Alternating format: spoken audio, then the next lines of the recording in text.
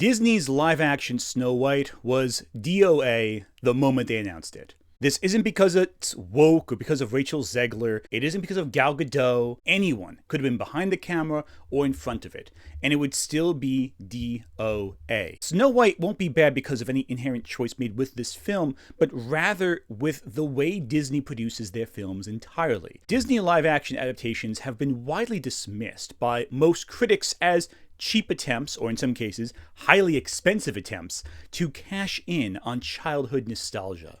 It's taking the familiar and putting a new spin on it, a new coat of paint, one might say. It's something the Disney company has had great success with in the past, but as time goes on, the gimmick wears thin. Little Mermaid may actually have barely, by the scale of its fins, swam to a little bit of profitability. But I think there's something particular about this Snow White film that has gotten a lot of attention. There's something a little different about the live action adaptation series versus the adaptations in the 90s they did, or the 90s cartoons, or the IP driven rides in Disney parks, or even the direct-to-video sequels. On a fundamental level, the live action films fail for a few key reasons. Yet this Snow White film in particular has seemed to capture the ire of the critical landscape, especially right-wing critics online. Look set to repeat this not-so-winning formula with their next live-action remake, Snow White and the Seven Dwarves. Oh wait, sorry, Snow White and the Seven Magical Diverse Gender Non-Conforming Vertically Challenged Creatures. We all knew that the press tour for Snow White and the Seven Dwarves, or Snow Brown and the Seven Dwarves, or whatever, was going to be a disaster. Oh, pretty racist song. Racist against who? But I feel the majority of these critics just don't actually get why this film is going to fail. The problems began early on with the casting of Rachel Zegler as Snow White. Now, why was this a problem, you might ask? Well, the original German folktale describes the character as follows. Snow White had lips red as a rose, hair black as ebony, and skin white as snow. Skin white as snow. Skin white as snow. Sure, okay. Hey, stop that. That's racist. What's what? What is racist about it? One of the key components of live-action Disney is to fix old Disney. We invite you to open your hearts and minds to the magical worldview of pedantic nitpickers who point out plot holes in fairy tales, which we are now kowtowing to, apparently. Here's a movie for you, guy who kept pointing out that according to math, the prince was only 11 when he got turned into a beast. That's pretty messed up, right? That's not logical. Open your heart like the pedantic who opines, how did the town forget that the monarch had disappeared? Plot hole, ding! Wow. I hate it. A lot of these films have received criticism of varying degrees of intensity over the years. Some of it is very justified, and other criticisms are mimetic in how they misrepresent the original text. Disney movies are the first fully formed moral universe that we're all exposed to, and they all follow a simple, straightforward guideline. The uglier you are, the worse you are. The Hunchback of Notre Dame. Quasimodo falls in love with this beautiful woman, even saves her just like he's supposed to, but does he get the girl? No. He gets the right to go out in public. The blonde, handsome shithead gets the girl, guy who wasn't even in the book in the first place. Christ, Phoebus is in the book. Didn't you read it? Many people have criticized the way Disney represents racial minorities in their films. These criticisms run the gambit of criticizing overt racist stereotypes, as in Song of the South, Peter Pan, Dumbo, to the more nuanced and less obvious criticisms. Pocahontas, for example, relies heavily on several problematic tropes, among them being the noble savage and the eroticization of indigenous people. She's super hyper-sexualized, but I liked when she's, reacted to him calling her a savage, because I think that's what a lot of people think still to this day. Pocahontas, in reality, historically, was a young girl. She was taken and forced to marry John Smith against her will, and it wasn't a beautiful love story. She had a lot of trauma in her life that when I read the story a long, long time ago, I really related to, because I think a lot of our people are still to this day suffering from the trauma they experienced. Well, some have criticized Aladdin for basing Aladdin more on Tom Cruise than an actual person from the Middle East. I think of all the criticisms, though, one of the ones that gained the most traction but also lacked the most meaning was levied against Beauty and the Beast, where during the 2000s, especially thanks to Cracked.com and other sites like that, it became incredibly popular to refer to the relationship between Belle and the Beast as a form of Stockholm Syndrome. Wow, and you're like about the 26 millionth person to make this hot take? Yeah, I read that correct article from 5 years ago too. Stockholm Syndrome is a pseudoscientific social theory about how captives form a bond with their captors. Stockholm Syndrome describes a psychological phenomenon where hostages, kidnapping victims, and victims of abuse develop intense emotional ties to their captors/abusers as a survival strategy. The name refers to an incident in Stockholm, Sweden in 1973 when 4 hostages who had been taken captive by bank robbers eventually refused to testify against their captors. The thing is that the syndrome focuses on the captive reinterpreting the captor's actions to be benevolent. But Belle does not change exactly. She pushes against the Beast and in multiple occurrences leaves of her own volition. She leaves the Beast entirely, and the Beast lets her go each time. I had to. Yes, but why? Because I love her. She only changes her perspective when the Beast changes his perspective. The Beast changes for her. She doesn't change for the Beast. The Beast becomes a kinder person. And again, I reiterate, at the peak of their affections for each other, he lets her go to tend to her father, who's sick and ailing in the cold, because he cares more about her happiness than about having her there. She could salvage the entire castle and all the curse and break all of it, but he cares more about her happiness than his own. And that's beautiful. That's poetic. It's not at all like Stockholm Syndrome, where the person who's held captive kind of twists their perspective to justify the actions of their captor. But the problem is this criticism was made so often and so relentlessly that Disney as a company decided to solve the problem of being the Beast. A lot of criticism at the time, and to this day, focuses entirely on fixing a film's problems, finding issue with it, and solving it in some creative way. Problem is, Disney's corporation's method was to solve it in a way that was very underwhelming, disappointing, one that diminished the quality and merits of the original narrative therein. The question of, what's this character's motivation? What's their backstory? Why is Belle's mom not in the movie? Why is LeFou Gaston's little toady? Is there something going on between them? Is it gay? You know, what is that? And these are nitpicks, essentially. They don't really mean anything with the original film, yet the Disney Corporation took as something to correct. And oh boy, did they correct the film. But I corrected them, sir. These criticisms are obviously not equal in terms of what they're trying to say. Yet, to a corporation, they're all the same and should be overcorrected to appeal to the current market in much the same way. Belle isn't just an outsider in a normal village, no, now she's an inventor whose radical ideas are just too much for the rest of this provincial town. And her mother died of the plague, and that's why she's not in the movie at all. And actually, Belle's totally an assertive character who, paradoxically, is less assertive of her wants than in the original film, despite being seemingly more aggressive in this film, even though she's really not. Every character needs a backstory to the point where it distracts from the core emotional drive of Beauty and the Beast. The romance between Beauty and the Beast. We just need more layers of conflict, more tension, more drama. But more material does not necessarily add anything to the story. In stories that are already expertly told and balanced, with scenes coming at the right pace, with the right flow, these changes detract rather than add to the narrative.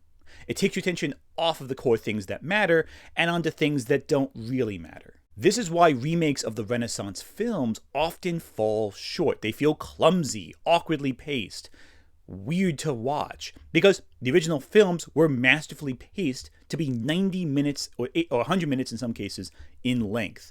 They communicated their ideas with an economy of storytelling.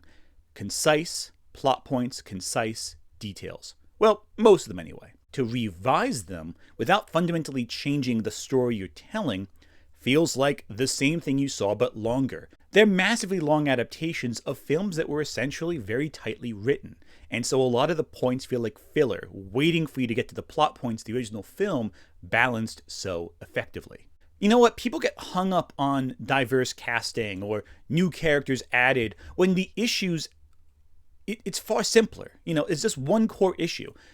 Disney, the company, wants to tell the exact same story that you're familiar with so they can maximize brand familiarity, but they want to upgrade it to make it valuable for you to come back and watch it, again, essentially. They're repackaging the same thing you already bought, but with a fresh new coat of paint to make it look different. They add these bells and whistles that either don't change the fundamentals of the story or add very little. And in this case, it leaves you feeling like, what's the point? Or they actively damage the film by changing the pacing, by changing the flow of the narrative, making it so to get to the points you're familiar with, it takes longer. And because of that, you're left sitting there waiting and waiting and waiting for the next plot point to come that you know is coming. And all of this stuff they're adding doesn't really contribute to how the plot resolves itself, how the characters reach their final conclusions. You've seen this 100 times, but now they have auto-tune singing and it takes longer to get to the point. It's like when someone tells you a story and they ramble on about unimportant details, and the whole time you're thinking, just get to the point. I'm sure some of you are saying that with this video right now, with Snow White. We'll get there, don't worry. Other times with things like, say, The Lion King, they take what was already there and make it less interesting. Let's take the lions that were these expressive animated creatures and make them look more realistic. And in doing so, remove all chance of the characters emoting to the camera. The choice to make the lions in The Lion King look that realistic and that unexpressive was something that we knew back in the 90s and 80s was a bad idea. Case in point, watch Babe. They had real animals that are more expressive in that movie, with puppetry and all that, of course, and some digital effects. The animals there are more expressive than the animals in the massively high-budget Lion King film. Just because you could make something more expensive and more realistic doesn't mean you should. The best live-action adaptations appear to be the ones that go off in their own directions, but only if they tell a good story. I know, shocking. Aladdin works for the most part, and part of the reason it works is because it is so different from the original film. And it's so different because they could not copy one of the key elements of the original film. Will Smith could never copy what Robin Williams did with the genie, so he had to make it his own. And in doing so, he helped improve the film. Granted, they are still the upgrading sections of the film, where they try to upgrade the original movie for the new audiences of the 2010s, and these are the weakest links, such as the performative statements about Jasmine breaking free of tradition, because the original film already had Jasmine actively breaking free of tradition. It was kind of one of the key plot points of that film, because that film itself was trying to upgrade the Disney Princess line for the 90s, where these initial criticisms were first being levied in general. But I digress. The parts that they changed and have a creative message behind it, that works. The stuff that's just corporate upgrading doesn't really work as well, because it kind of conflicts with the flow of the narrative they're trying to build. It's as if the message in the animated film was too subtle for audiences to get the first time, and so in the less media-literate landscape of the modern era, they have to upgrade it some more so that it's like bashing you over the head with a frying pan. On the other hand, a film like Mulan completely supplants the original plot, and in doing so, creates a story that fundamentally mishandles the appeal Mulan's character had in the first place. Mulan becomes an incredibly passive character gifted with incredible chi, basically superpowers, rather than someone who doesn't fit the mold, is physically weaker than her fellow soldiers, but through ingenuity and cleverness, manages to succeed and break through limitations. The original story featured rising action, overcoming adversity, and becoming a stronger person as a result. But this Mulan doesn't really need to change. She's very static. She just has to be powerful. And that's less interesting from a conflict standpoint than someone trying to figure out how to function in a society and then realize they can't function in the society, so they have to just be their own person anyway. This film is very conformist. The original was the opposite of that. Being true to yourself was way more important than serving family and honor and all that. These changes made fundamentally fail to get what audiences loved about the original Mulan. Also, Shang is totally absent. Probably because Disney were too afraid to show a character questioning his burgeoning attraction to someone he thinks is another man, especially if they were trying to market themselves to China. Which, by the way, is the entire reason Mulan is different, to appeal to China. That didn't go so well. So all this is well and good. These are all criticisms that have been levied at the Disney remakes for years, but what does this have to do with Snow White in particular? Well, let's look at what I avoided talking about. I know, more rambling. Don't worry, it'll make sense. There are 3 Disney princess films that Walt Disney personally animated and produced and directed. Sleeping Beauty, Cinderella, and his first full-length animated film, Snow White and the Seven Dwarfs. This forms kind of a trinity, a holy trinity, really, of Disney films that fans have loved for years, families have grown up with. The Disney parks put the Cinderella castle and the Sleeping Beauty castle at the center point of their parks. Don't really see the Snow White castle anywhere, but I digress. All 3 have now been adapted to live action, and 2 of them took significant liberties with the original text. Maleficent is basically Sleeping Beauty's answer to Wicked. I would say a little weaker than Wicked, but I digress. Cinderella, however, is given the flair of Kenneth Branagh's usual Shakespeare works. And Snow White, well, it's being pulled in 2 different directions, right? To be upgraded and to not step on too many toes. Too many changes in one direction, it might lose its core audience. It's careful business marketing. Unfortunately, it doesn't take the extreme risks that Maleficent takes, nor does it take the elevation of the source material that Kenneth Branagh took. The entire project has been going back and forth based on market testing. Oh, and the decentralization of one key element in Snow White, the dwarves. See, in Sleeping Beauty and Snow White, the princess is not the main character. Aurora is not the character that undergoes change and growth in Sleeping Beauty, nor really does Snow White. They start the story as one character, and they end the story as that same character, but now they have a boyfriend. No, rather, it's the weird little guys who are the main characters. The 3 fairies in Sleeping Beauty, the 7 dwarves in Snow White. They develop and change the most. They drive most of the action in the narrative. And unlike the princesses, who are supposed to be the main characters but are actually asleep for a good chunk of the narrative, especially the key plot points like the 3rd act, these characters can be imperfect. They are not idealized like the princesses are. The princesses are just beautiful and they're peak.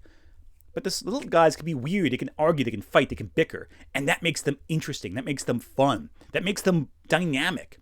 There's more Sleepy merch out there than there is Snow White merch, guaranteed. Now, Maleficent as an adaptation works to a degree because it focuses on Maleficent, this big fan-favorite character who there's not a whole lot known about. A lot is implied about Maleficent in Sleeping Beauty, but you never get the answers to your questions, and as such, a film gives you a chance to really explore that character. Why is she the way she is? That's one of the key successes of Wicked as well, because Wicked was able to take a character who was not as overtly developed in the original book or the original film and explore the unexplored components of the character. But Snow White and Aurora are both fairly basic characters. You know everything you need to know in the films themselves. In fact, with Aurora, you see her from the time she's a baby to the time she's grown up, and you get a full sense of where she's grown over that period of time. Maleficent, of course, changes the plot a lot to add Maleficent as a key component to that story. It takes liberties without changing the fundamentals of what happened in that original film. Snow White works because Snow White is seen as an identifiable symbol of purity and kindness. Even Aurora isn't seen as a pure figure. She's just seen as a role model, as a good princess, as a good person, as an innocent. But Snow White is the fairest of them all. From the very beginning, she's elevated to the perfective status of the pinnacle of human experience. She is the best. She is the greatest of all. And that's kind of hard to tell a story about when someone is just so good that they're beyond everything else. It makes the story kind of boring, doesn't it? We need flaws in the narrative. We need complexities. And Snow White works as a very simple fairy tale because, hey, in small doses, the fairest of them all, that makes sense. That's good. That's basic. But a full 2-hour movie about that? About focus on a character who is so pure and so flawless? It's like, that's the definition of a Mary Sue, isn't it? So how do we tell a story about a Mary Sue? You got to change some things. But if you can't change anything because you're so ironed and anchored to a specific corporate image, you can't do that. So you got to fix. You got to upgrade the narrative, and that's where problems come in. This Snow White is going to have a modern edge to her, a modern edge to her, a modern edge to her. Cartoon was so focused on her finding true love, and it's really not even in her mind at all in this film. So focused on becoming the leader and how to find her own agency. Of course she does. So the mentality that Disney employs, fixing these characters, making them more modern, it doesn't really work with Snow White. It just decreases the specific appeal of this specific character. It's one of the reasons why Rachel Zegler, who, like Brie Larson, has become an inexplicable target of harassment mobs all over the internet, has drawn controversy unlike any other Disney princess, with the closest being Ariel from The Little Mermaid, which is a whole discussion there. Because Rachel Zegler's Snow White represents the changes Disney is making to their own IP, while simultaneously refusing to completely divorce the IP from its original adaptation. Zegler is not a writer. She has no influence on this decision. She's not a business person. She's just an actor hired to play out an iconic role. And she's probably going to do the best she can with the material, and she might even elevate it. But there's only so much you can elevate material made from cynical corporate marketing. Or at least that's what I assume. I haven't actually watched any clips of them getting angry yet, so let's watch one, shall we?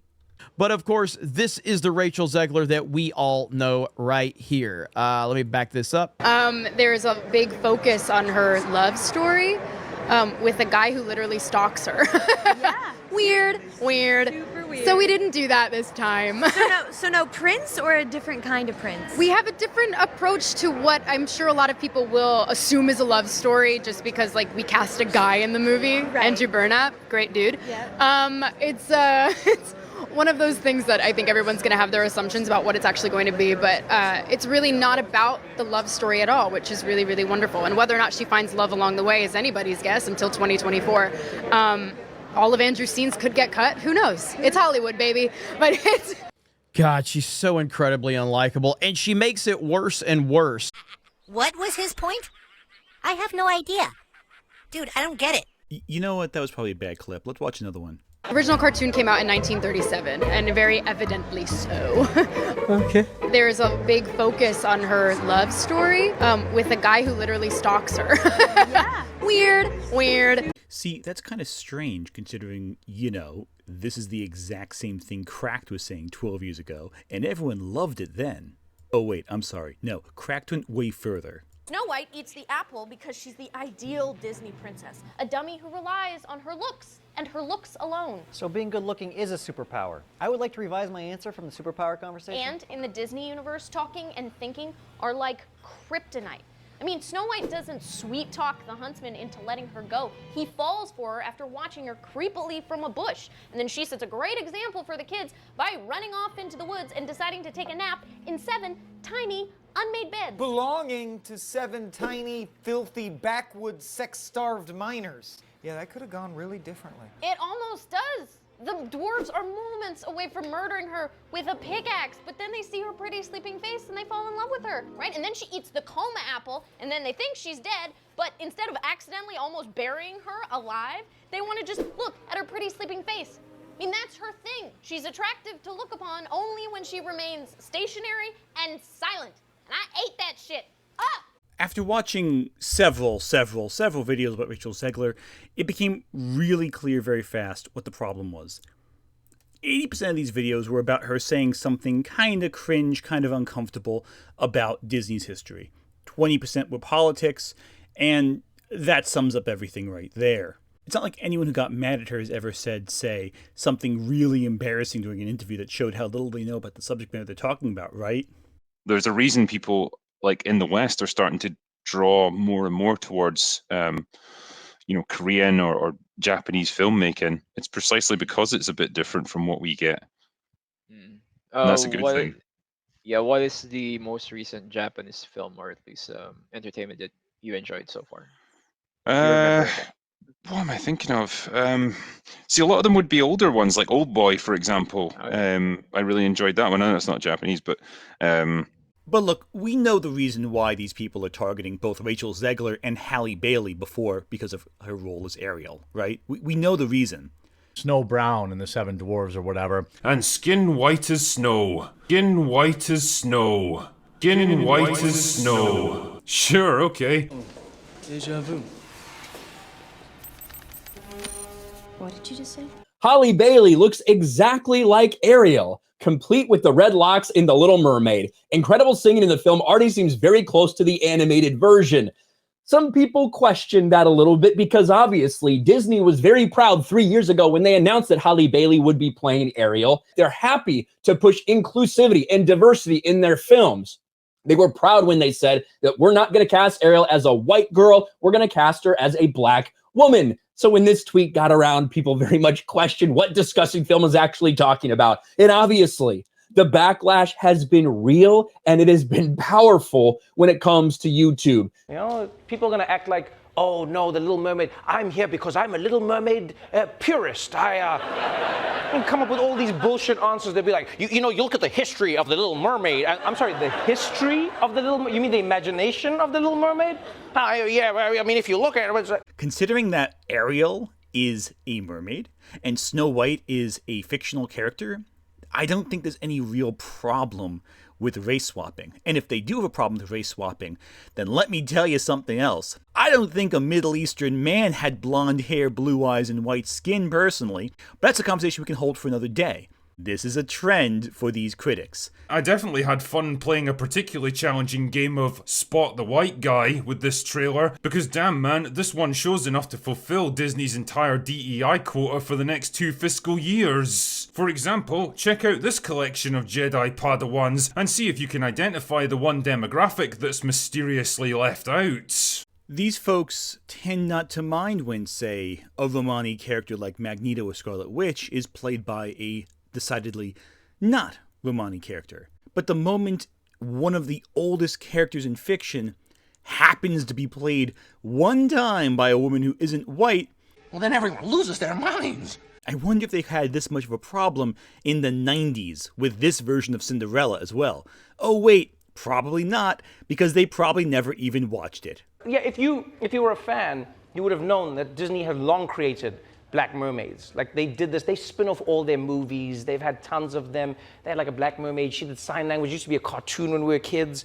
People don't care about it. They're like, it's never happened. It's just, look, here's the thing, it's not about race, it's just about realism. I'm sorry, what? Here's the thing. Disney can absolutely make a live-action Snow White. But because they feel beholden to their echoes of older films, it will always be a struggle. They can't change Snow White because doing so will create a vision of Snow White that does not match with their corporate mandates. Attempts to modernize Snow White tend to fail more often than not because they can't divest themselves from the original fairy tale to tell a compelling story. You can't just adapt 6 pages from the Grimm's Brothers and call it a day. You got to expand it.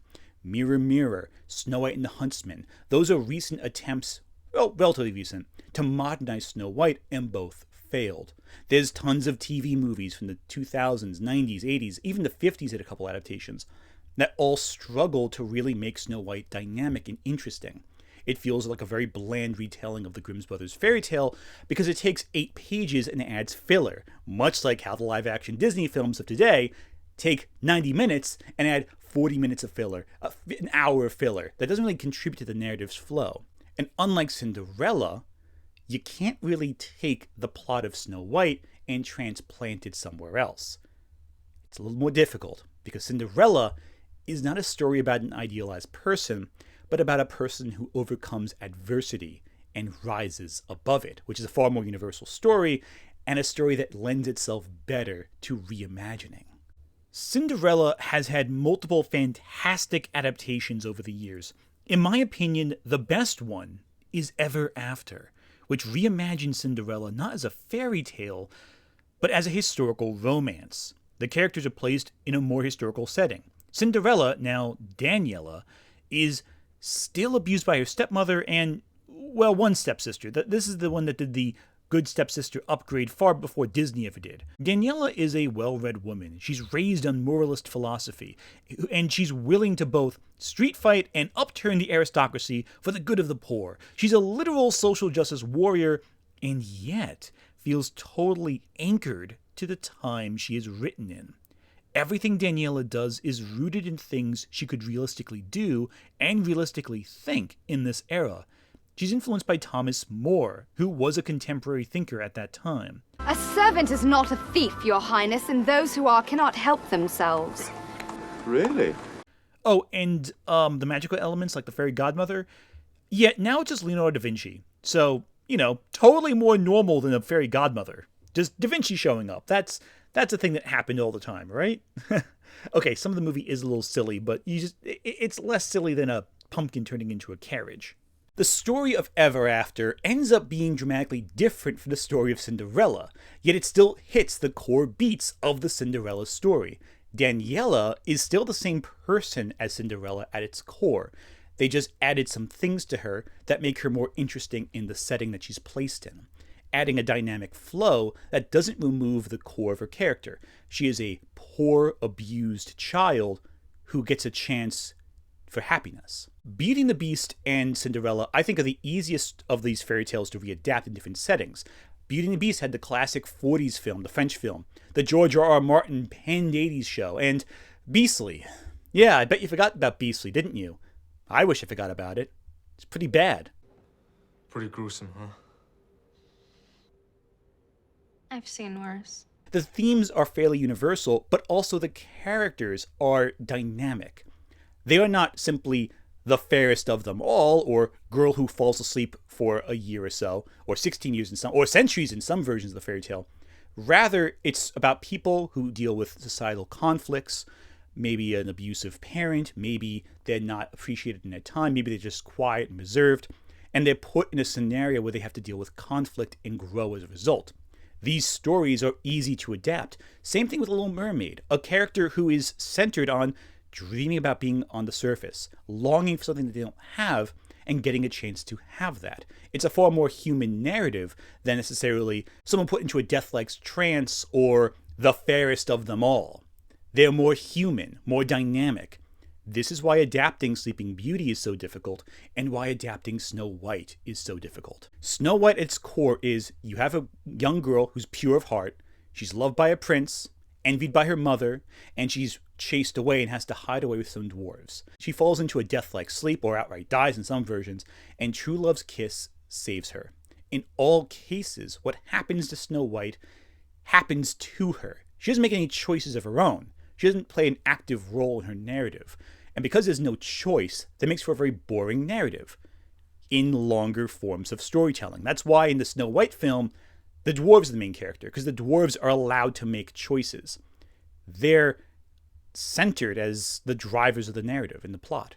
The movie focuses more on the evil queen and the dwarves because they are active characters in Snow White's passive narrative. And the problem is you probably go, okay, well then change the plot. Well, if you change the plot of Snow White, it no longer is Snow White, and that's the key problem with adapting Snow White with the intention of fixing it.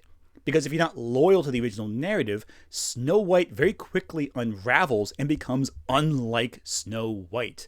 And to illustrate that, I want to reference a recent video by another YouTuber.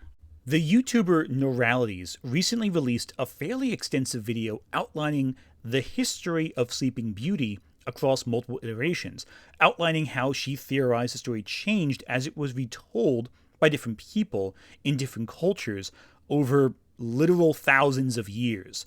And after a while, when you go back far enough, while you can still see the building blocks that became Sleeping Beauty, the story barely resembles the story that we are familiar with. But the core tenets are still there. Building blocks that get rearranged to become the various fairy tales we now know and love.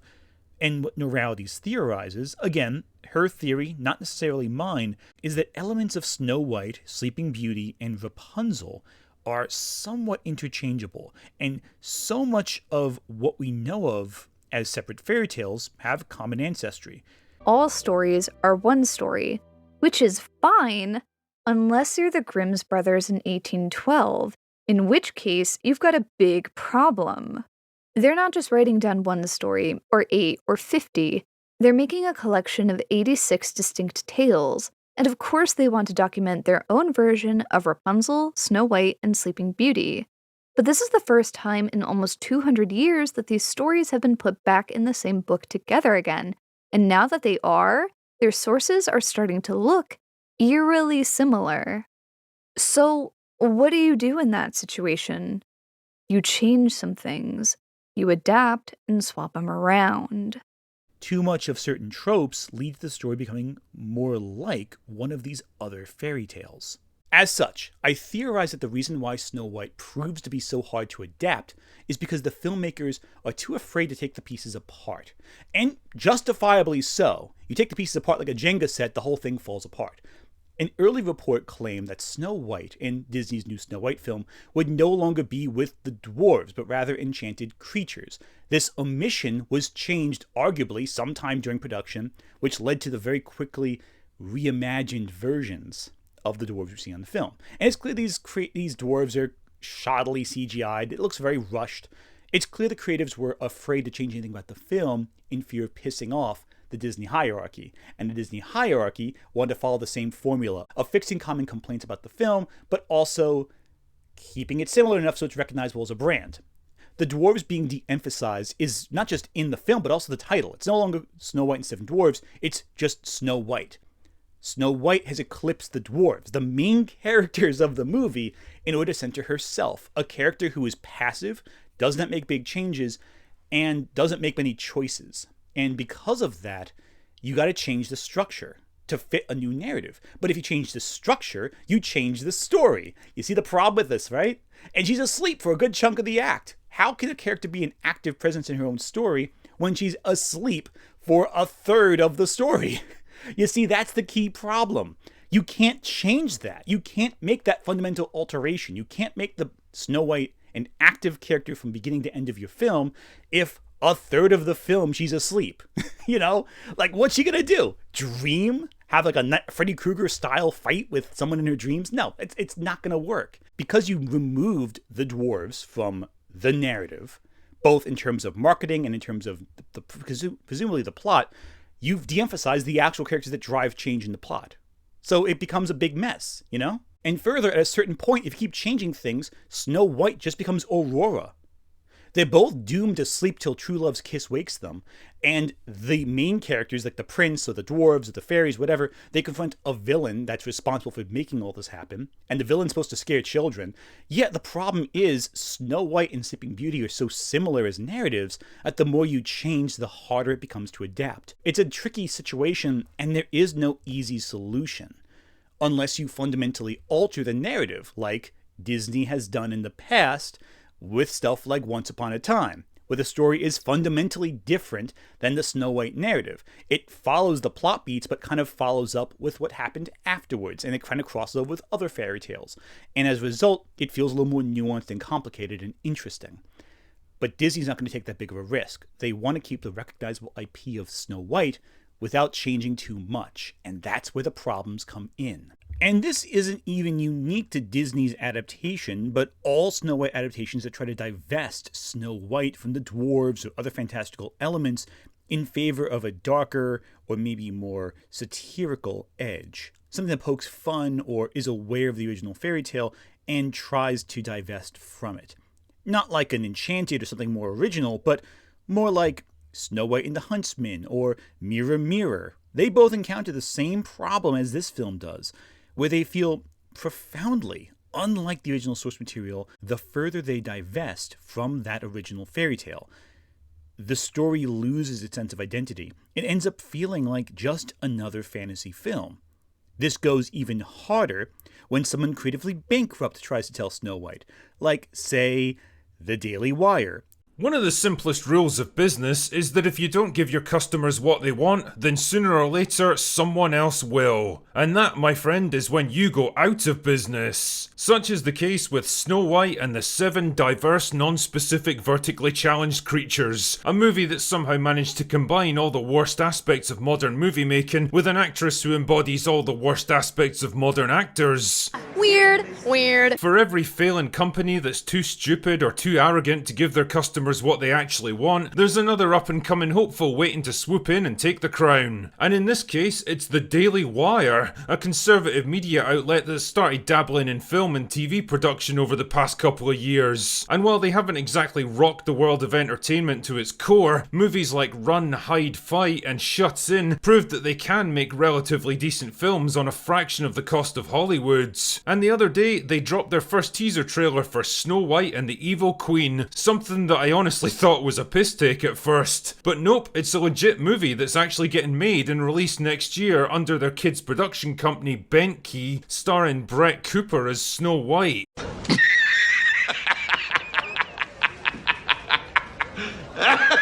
Let's ignore the fact that half of this trailer is just stolen assets from Snow White and the Huntsman. The problem is, this film is just a knockoff of Disney's knockoff of their own film, which makes it a shallow copy of an already shallow copy. It's just not Disney Snow White, which is kind of boring. It's just the more conservative version of a story that's already fairly conservative. But another film from the Daily Wire is unremarkable. Half their film output is the equivalent of them reply-guying Disney to minuscule results, outside of Mr. Burcham, which is unintentionally hilarious. No, but the Daily Wire, and none of the grifter responses, actually addresses the core elements of why Disney Snow White is dead on arrival.